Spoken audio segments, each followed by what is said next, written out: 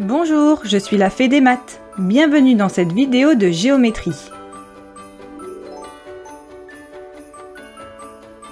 Ensemble, nous allons apprendre à identifier et classer des angles. Avant ça, je t'invite à t'abonner à notre chaîne YouTube et à activer la petite cloche pour recevoir les notifications. Pour définir un angle, nous allons utiliser du vocabulaire spécifique à la géométrie. Si tu ne le maîtrises pas, je te conseille de commencer par la leçon correspondante sur le vocabulaire et les instruments. Voyons d'abord comment identifier un angle. Un angle est formé par l'intersection de deux lignes droites. L'angle correspond à l'écartement entre deux lignes de même origine. Cette origine est le sommet de l'angle. Les lignes forment ses côtés. On peut annoter l'angle sur le dessin en coloriant l'écart entre les côtés.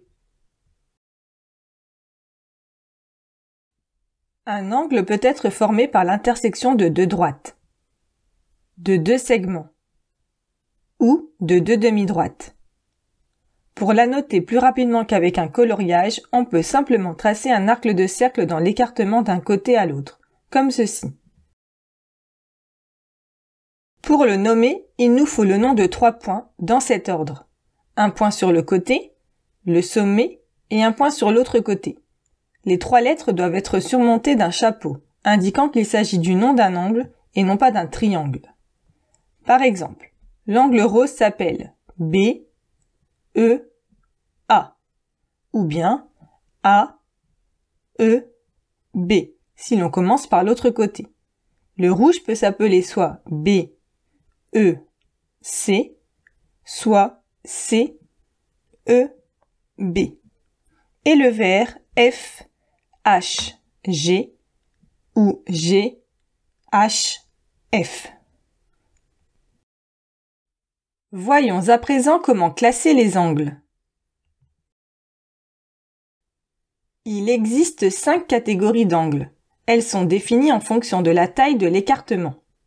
Commençons par l'angle nul. Il est formé lorsque deux côtés sont confondus, c'est-à-dire qu'ils sont l'un sur l'autre. Par exemple ici, l'angle A, B, C est nul. Il n'y a pas d'écartement entre les côtés AB et BC. À l'inverse, il y a l'angle plat, lorsque les deux côtés sont alignés l'un à la suite de l'autre. Ici, l'écart correspond à un demi-cercle. L'angle A, B, C est plat. Voyons maintenant l'angle droit. Il est formé et identifié à l'aide d'une équerre. Nous expliquerons comment à la fin de cette classification. Et noté avec un carré, au lieu d'un arc de cercle. Il est formé par deux côtés perpendiculaires. Un angle plus petit que l'angle droit est appelé angle aigu, tandis qu'un angle plus grand que l'angle droit est dit angle obtus.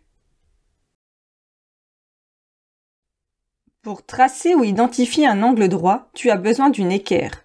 L'angle droit se situe ici et nous sert de modèle. Voyons d'abord comment identifier un angle droit.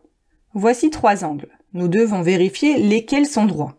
Pour cela, il faut placer le sommet de l'équerre contre le sommet de l'angle à vérifier, en collant un des côtés de l'équerre contre un côté de l'angle, comme ceci.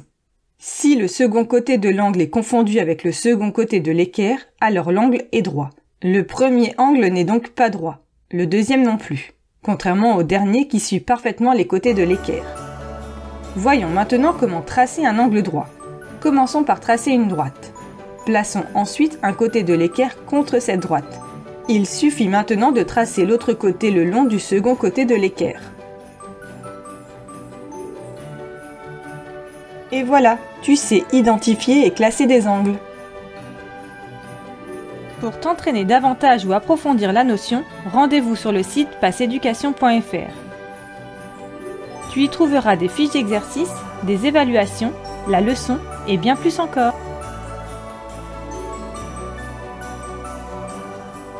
À bientôt!